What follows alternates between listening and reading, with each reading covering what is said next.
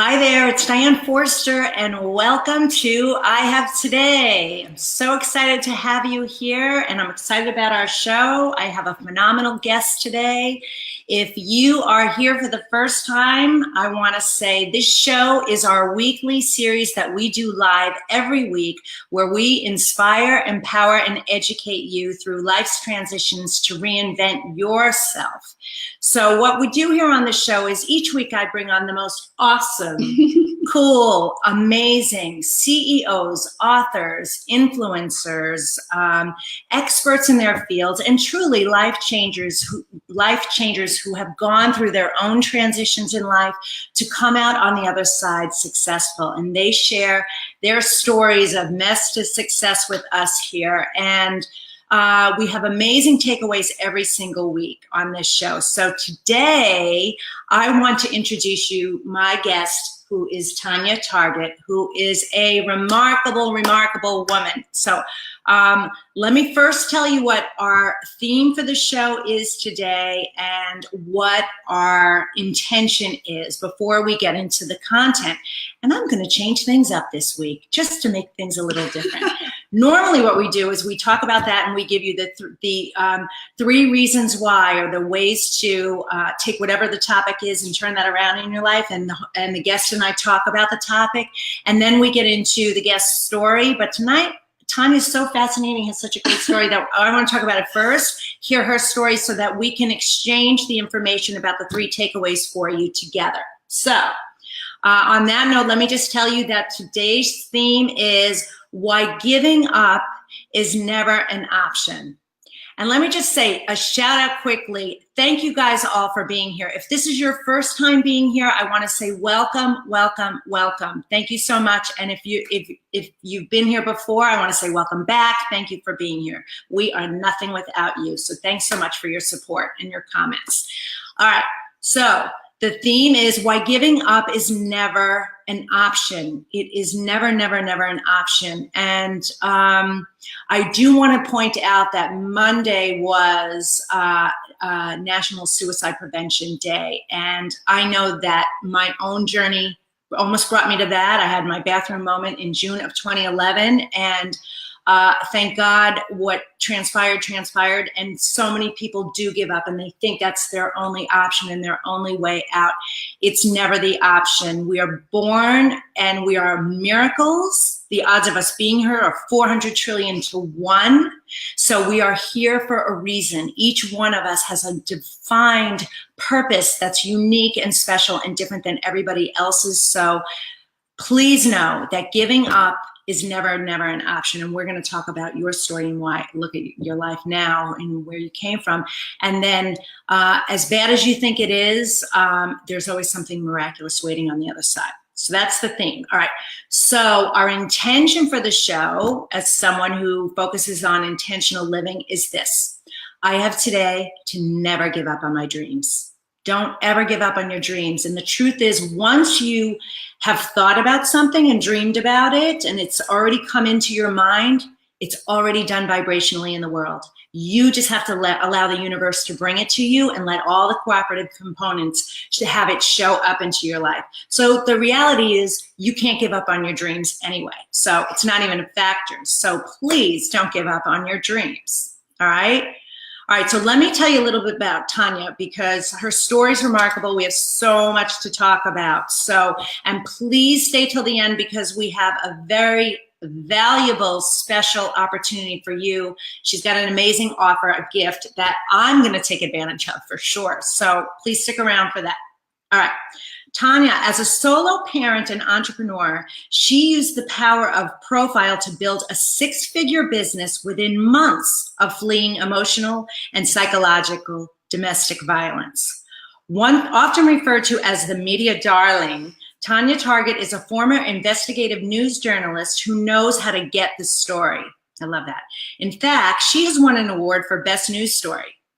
An international speaker and former investigative reporter, she has been quoted and featured in national and international media, including magazines, newspapers, and television. 2 of her signature talks, The Heart of a Fighter and How to Generate Over $100,000 in Continuous Free Publicity, have seen her share to the stage with did I say that right? Have seen her share to the stage with $400 million men and New York Times best-selling author Jeff Walker, presenting over 1,200 people across the United States. With more than 20 years experience in media and publicity, including working privately with large corporations, executives, thought leaders, and small business owners, Tanya also leads media and publicity workshops and masterminds via live events, webinars, and online programs. So welcome to the show. I'm so excited to have you here. I am so excited to be here. Yeah. I love this show, and I love the inspiration and the motivation that it provides. And it's such an important topic, like coming off the back of Suicide Day, to never, ever, ever give up. Right. I know it's so powerful. And you know, it's part of my talk a lot. I talk about that, you know, at any given time, there's 8 million people who are suicidal, and it's like 150 people a day commit suicide. So it's just amazing. And not to mention 67% of people consider themselves unhappy. Like so many people are living unfulfilling, unhappy lives. So well, we're going to change that. But we are, because we are the positive girls, and we got motivation and inspiration. And I want to talk about your story. I mean, please tell our audience about you and your, you know, who you are, what you do, and how you came to this point in your life. Yeah, well, I mean, I started in my career as an investigative, I started as a journalist, and the end in mind for me was to be an investigative news journalist. And it took me a long time to achieve that, but I did. And one day I got a phone call from my editor-in-chief and was told to get out of the house really, really quickly. And that was because a colleague of mine had been shot at. And we didn't know if it was a story that I was working on with him or just a story that he was working on. And I'd done some really awesome, serious stories, chased really bad guys, sent pedophile priests to jail, gone undercover to infiltrate heroin drug rings, terrorist training camps, driven into the eye of cyclones, which you call hurricanes here in America. Wow. So I did some really, really serious stories. And when I got that call to get out of the house, I used to ride dressage horses, and it was my day off, and I had this big horse, and I'm trying to do the kilogram to pound convertage. I think it's like 1,500 pounds or 1,800 pound horse in the back of a float. And I had a little boy living with me at the time, and I'd had death threats. And I thought to myself, you know, this is pretty glamorous chasing bad guys when I was on my own. But now that I have a little person, I'm not so sure. I think it's time to go. So I left and wanted to use the power of what I knew as a journalist to start a business and create my own media and publicity for that business. And I did that really successfully. And I was building a big business, and I was getting national media on national shows, and I was getting sponsorship deals, and it was really awesome. And I was due to break the $1 million mark that year. All the indicators were in. It was super exciting. And it was only the 10th of January. But unfortunately, just after lunch, on the 10th of January, 2011, an inland tsunami hit and killed 28 people. 12 people still are unaccounted for. Wow. My warehouse was in the epicenter of that tsunami. And it was absolutely catastrophic and terrifying. It was school holidays in Australia, and my daughter and her brother, her stepbrother, half-brother I should say, were at home. And there was a wall of water between us, and I couldn't get home. And so that was very, very confronting, but that really wasn't as bad as what was to come. Yes. And yes. Do tell us. Well, that month we didn't do another dollar, so we never met any, minimum requirements. We didn't break even, and the financial stress was horrific. And 6 months later, after the tsunami, I was sitting in my office, and I felt pins and needles shoot down my arm, and my fingers went numb, and I had this desire to turn in circles, and I felt my face drop, and I felt myself unable to speak. Wow. And as that's incredible. Yes. Oh my gosh. And as a thinking woman, I'm going, they're the signs of a stroke. Yes. I can't be having a stroke. I'm only 36. But Tanya, those are the signs of a stroke. And my assistant came back from lunch. She took one look at me and she said, "Are you all right?" But by that stage, I couldn't talk. You couldn't even talk. No, yes. I couldn't get the words out. Wow. And then another lady who worked for me part-time, fortunately was a nurse in emergency, and she came in, she took one look at me, she said, "Tanya, you come with me to hospital right now, or we're calling an ambulance." And I'd been unwell that day, and so was my daughter. So I'd actually brought my daughter into work with me, and she was about 6 at the time. And it was horrific because knowing the signs and unable to speak, and I felt like a duck on water. I was really calm above the water, but underneath I was panicking. I was panicking. Yeah, floundering. And as I went to hospital, I looked at my daughter and I thought to myself, am I ever going to see you again? And guys, that wasn't even the worst part. The worst part was, if I see you again, am I going to know who you are? Oh my gosh. And I can't even imagine what that must have been like. And this is awful, but I actually thought, I hope I die. Yeah. Because I don't want my daughter to have a mother who doesn't recognize her. I would rather die than have her live through that. Yes. Fortunately, I made it. I'm okay. I was going to say, look at you now. Look at you now. So, all right. So what happened? Well, I had a series of seizures and I was diagnosed with having had a mini stroke, and it was many months coming back. I couldn't drive and I couldn't write, and I'd get trapped in my head, and I would like grab a pen and try to write my name down. But I came back. And then 6 months later, so 12 months to the day of the tsunami, I was diagnosed with clinical depression, which was the best diagnosis I've ever had. Because the minute they told me that you have clinical depression, the fighter girl in me went, no, I don't. I'm going to show you.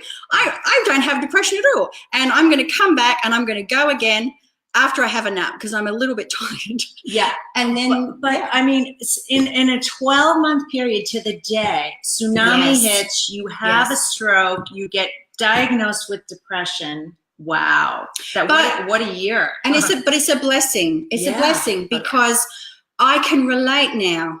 I can relate to people who've lost. I can relate to people who suffered health setbacks. I can relate to people who've had depression, and I understand what it's like to rebuild. And I didn't have that before. Okay. All right. So I need to interject and ask a couple questions here, because I know that this is what the audience wants to know. What was going on in your mind that pulled you out of the stroke to enable you to be a fully functioning, and have all your faculties now? I'm a fighter. Okay. I'm a fighter. So it was your fight. Yeah, okay. I just kept thinking, I'm a fighter. And a girlfriend of mine said to me, Tanya, from the phoenix rises from the ashes. Yes. And I kept using that imagery. And it felt really funny at first, but then I started to see it.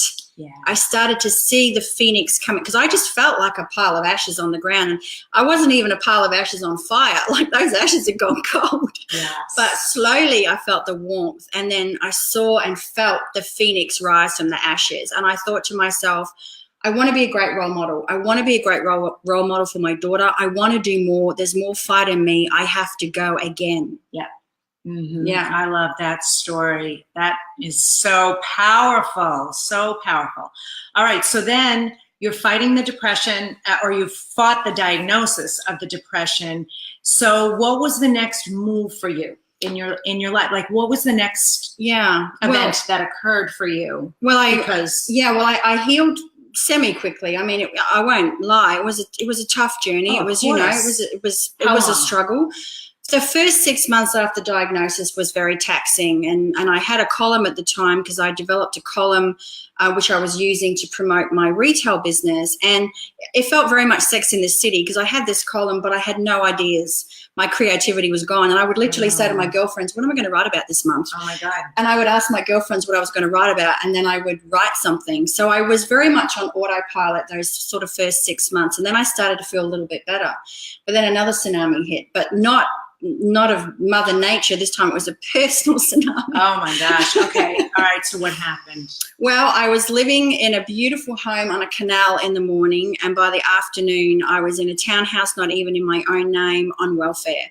And when I dropped my daughter at school in the morning from one address, and I went and picked her up from another address in the afternoon.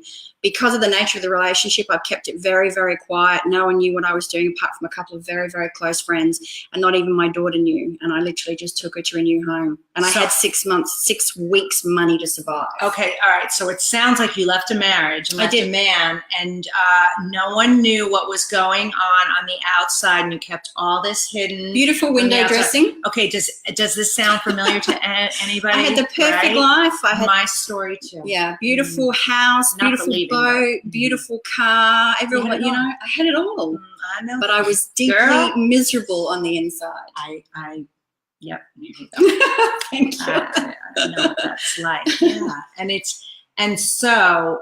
Well, there was a turning point for me, if I may share. Yes, but you were willing to do that and walk away from all of that and be on welfare to change your life. And what an example and a role model you were for your daughter to be that brave. So, well, yeah. I would like to say I was a great role model, but I actually left it a little bit too late, because my daughter, who was 8, actually she was 9 turning 10 that year, 2 weeks before I was leaving, and she didn't know I was leaving because I was playing my cards close to my chest. Yes. And her dad had said a few things to me. He'd given me a deadline to get a job in a supermarket. I wasn't allowed to work in media and publicity anymore, and I was to stop mucking around, and I was to do as I was told. And she was witness to this, and she turned to me and she said, "Mummy, if you don't stand up to bullies, they'll rule the world." And she was talking about her dad, and I knew in that moment I should have gone sooner. Oh. So I like to think that I'm a good role model, but I got to be honest, I should have gone sooner. No. We don't say should on this show. Everything's divine timing, because there was a lesson there for her too. She learned a lot there too. That's true. Wow. Okay. So, all right. So now you're on welfare.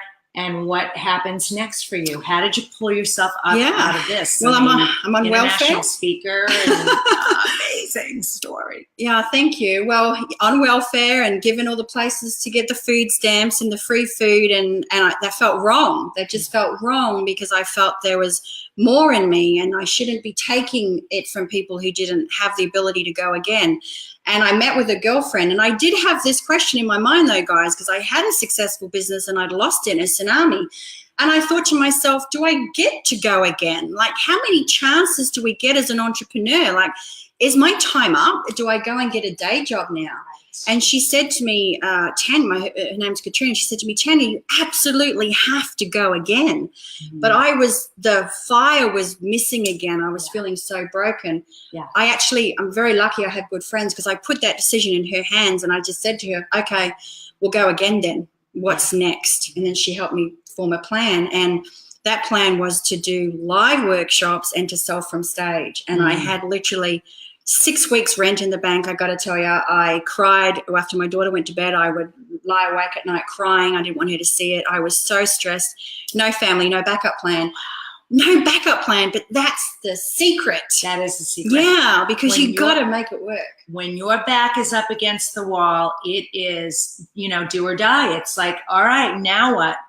I've been there myself, so I understand that. And wow, what a story. So, okay, so where are you now? Well, I started selling from stage, and I've also got to say the first time that I actually went to sell from stage, I was speaking in front of a live audience, and the pressure of it, I could hear it all in my mind, and I just burst into tears in a room. I just want to share that with everybody, because I'm just going to be brutally honest, and I just want you to know it's okay if you're terrified of speaking in front of groups. You've had those moments, but it's still, I was in flow. And shortly after that, people, probably pity sales, joined my workshop. I'm very, very thankful for them. Thank you. And then from that, the workshops just continued, and the momentum was massive. And I had sellout workshops across 4 cities of Australia. I was catching a plane every 10 days. And I got to the point where I couldn't fit any more events in my diary. I did over 100 keynote talks, hundreds of live workshops. So I came to America to learn how to go online, and I trained with Jeff Walker, and then within 6 months I made the top 10 in his global marketing competition. And then as a result of that, I've shared the stage with Jeff at least 4 times, 1,200 people in the audience. Fantastic. Yeah, it's such an honor. And then got to hang out with him at his secret headquarters in Durango. And then the best part is that when I was coming over here speaking, I met the most incredible man. So I had this career, and then I met this amazing man, Anthony, when I was coming out here speaking. So yeah, there is that romantic fairy tale ending. How fantastic is this story? I want you guys all to know we see all your comments. Thank you guys so much for being here, and for all the comments and the likes, and we really appreciate it. She's just an amazing, amazing woman. All right. What a great story. Well, I want to talk a little bit more about it, but I want to get into our topic, because I know my take on these 3 things, and I know you're going to have a lot to say about it too. So what I want to say is, what a story about not giving up on, like, it's not an option. So you just don't give up on your dreams. You keep going, because here are the reasons why. We all have hurdles. Every one of us. We do not come into this experience and expect to go through it unscathed. You know, there are peaks and valleys, and we are going, it's not how often you fall, it's how quickly you get up. It truly is. And if you know anything from your own life experiences, it's that experience teaches. It's not the books that teach, it's experience. And we learn our greatest lessons from our failures and our mistakes, even though I don't call them that. I call everything lessons along the way, just lessons along the way. So, one of the reasons that we say never give up on your dreams and that giving up is not an option is this: through your struggles lies your strength, right? You don't know, this is what I said, you don't know how high you can rise until you see how low you can go and how low you can fall, right? So, and like the phoenix rising from the ashes is such a great, metaphor and analogy for that. So, don't you agree? Isn't that true? I totally agree. Yeah. And you really, it's kind of like if anyone works with a PT and they push you and they push you and they push you because you don't think your body can do what they ask you to do. But when you push through, you find out that your body can. Yeah. When you hit these lows, you think, oh my God, I can't survive this. I can't survive this. But then you find out just how strong you are from being pushed to it.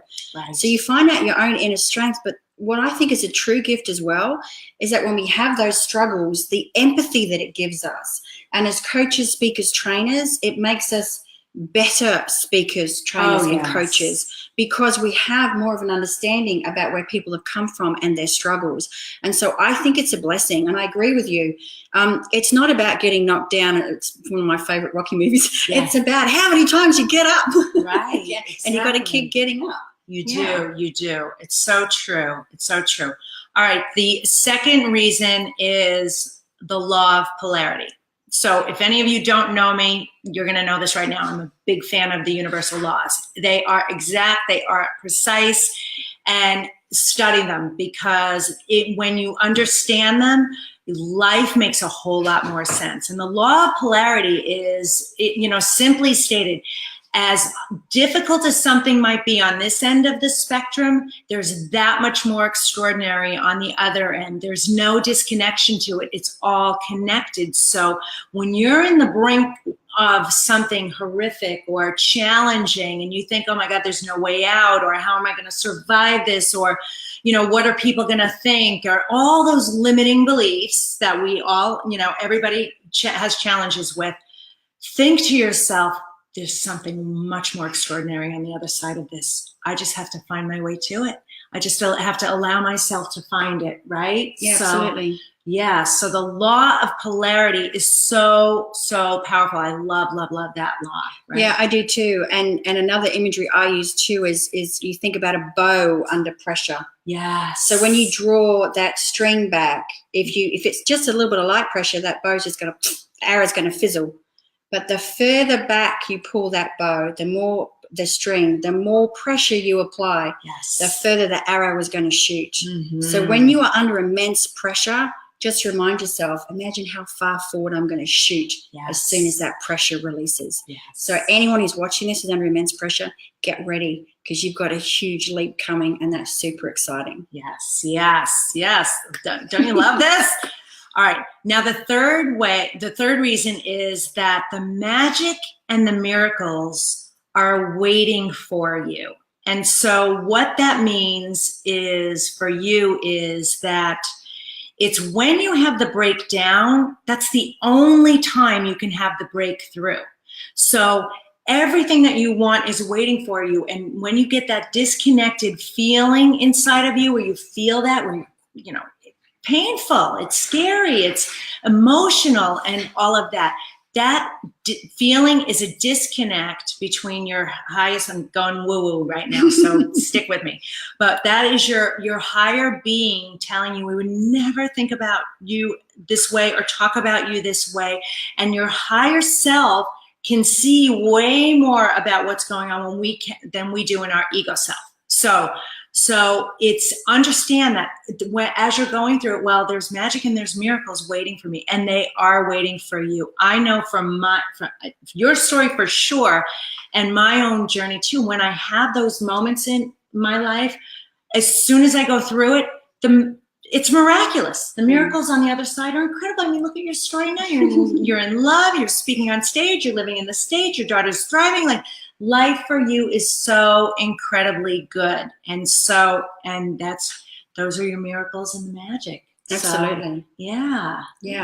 I completely agree. And it can be really hard, and it is very woo-woo. And if any of my hard news journalists or friends are watching, they tend to disown me at this point. But I too agree with the woo-woo, and it's so true.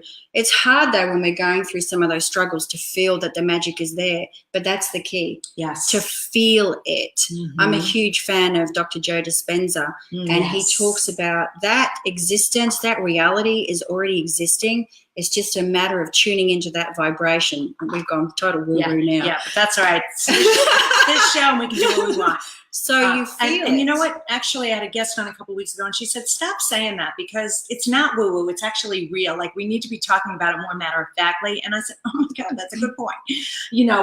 But some people, I'm not sure I'm ready for that. But that obviously that there's way more going on here than meets the eye. And so, All right, well, that is just so fascinating. So what I want to know from you is, how do you live? Tell the audience how you live the I Have Today way.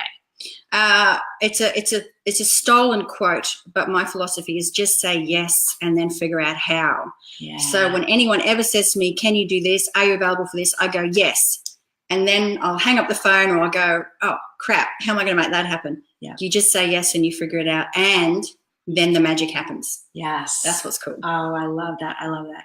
We are getting great comments and feedback. You guys, thank you so much for being here. I see the thumbs up from Lisa. Thanks for being here. Dr. Joe, yes, from Ellen. Hey, Ann, it's all about the vibe. You got it, girl. Anthony, get ready for a huge leap forward. You're right. That's what happens when you have the breakdowns, right? And yes, that empathy is so needed for vulnerability versus judgment. Love that, Ellen. You guys, Lindsay, Ben. Hey, Ben.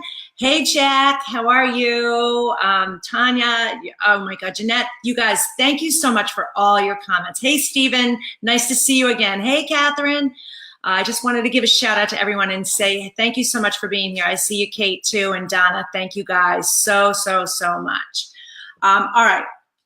Is there a last piece of advice that you would like to share with the audience? And don't go anywhere, because we haven't talked about the amazing free gift and the offer yet. So hang in there, okay, guys? So, all right. Any last bit of advice that you would like to leave with the audience about anything that we've talked about related to you, your journey, and what you'd like to leave them with? Yeah, it's something my dad said to me. So my dad was a total badass. He was in the British Special Air Services, which is the elite in the British Air Services. So he wasn't one to really share his heart very often.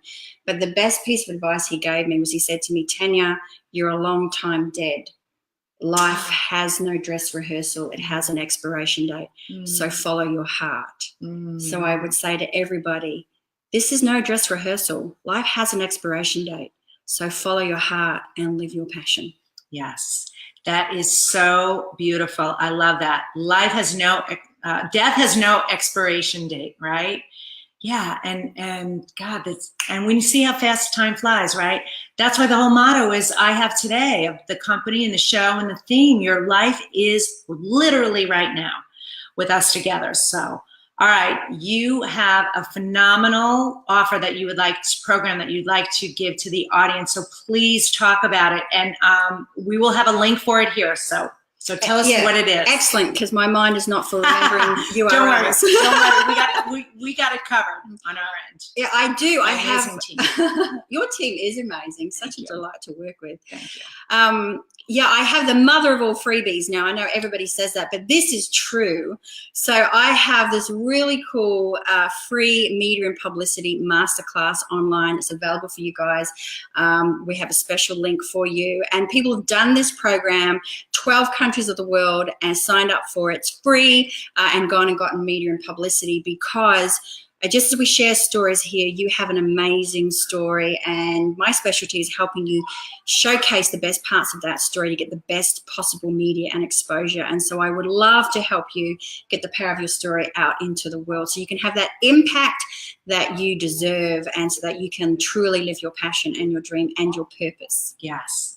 So as someone who spent 32 years in advertising and TV sales and all around the media too, you guys know the value of free PR. You cannot put a price on it. This is so extraordinary. Does not matter what business you're in, where you are in your career, this will serve you. You will get a lot of value out of it. So please click on the link and download it right away.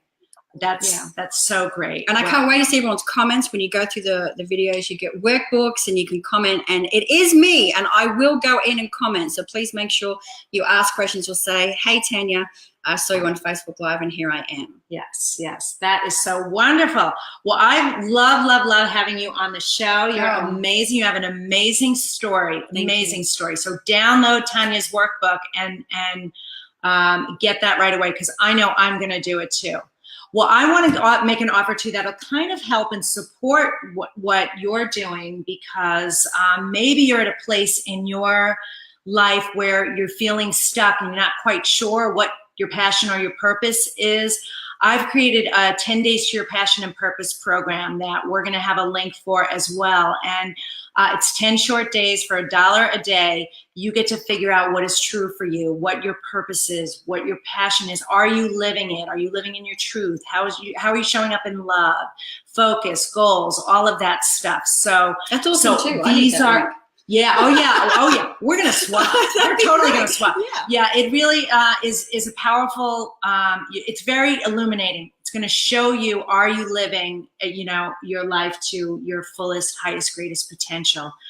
Because I know that's such a challenge for so many of my clients. They totally feel stuck. Like, I don't know what I'm supposed to be doing, and so together these would work so well together. I love it. Yeah. Well, this has been an extraordinary show. I've had so much fun having you on. I want to thank you all for coming here. We are live every Wednesday at 5:30, and you being here live and sharing the message of I Have Today, and that we bring on, isn't Tanya amazing? The coolest, most amazing guests who've got these amazing stories, and they have so much to teach us. And we have so much to learn from everyone. Be an eager student of life, and know that everybody's story has something to teach you, and your story matters too. So I want to say thank you so much for being here. Share it, share it with 3 friends. Like, spread the love, spread the community, because we appreciate it so much. And I want to say thank you so much for being here on the show. Thank you so much. And thank you, Anthony. Thank you, Karen. Thank all you guys for being here. And we will see you next time on I Have Today with Diane Forster. Take care. I love you madly. Bye-bye. Bye.